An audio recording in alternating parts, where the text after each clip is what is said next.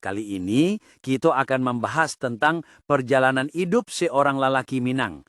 Bukan sekadar soal darah keturunan, tapi tentang peran-peran penting yang membentuk jati diri. Menjadi lelaki Minang itu seperti menjalani lakon panjang dalam drama kehidupan.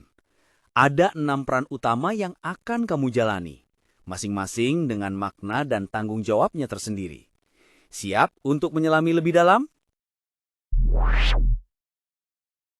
Peran pertama adalah sebagai anak. Lebih dari sekedar bocah manja, seorang anak lelaki Minang diharapkan untuk menanamkan nilai-nilai adat, menghormati orang tua, dan berbakti sepanjang hayat.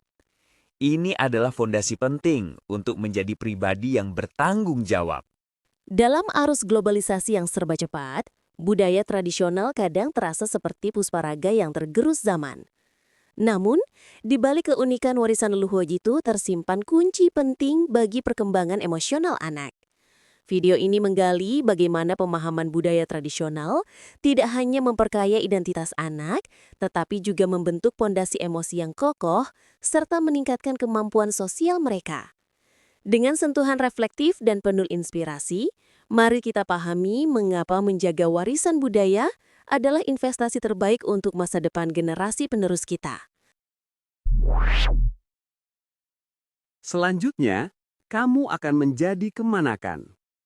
Di bawah bimbingan mama, kamu belajar tentang adat, aturan, dan cara hidup dalam struktur kaum. Ingatlah pepatah Minang, kamanakan barajo kamama. Berarti, kemanakan atau keponakan harus menjadikan mamanya sebagai rujukan utama dalam mengambil keputusan. Masyarakat Minangkabau dengan ciri khas matrilinealnya menyimpan sebuah sistem sosial yang unik dan kaya makna. Struktur kaum. Di balik ikatan kekerabatan ini, peran mama mengambil posisi sentral sebagai penjaga tradisi, pengatur warisan, dan sosok yang membentuk dinamika sosial serta emosional komunitas.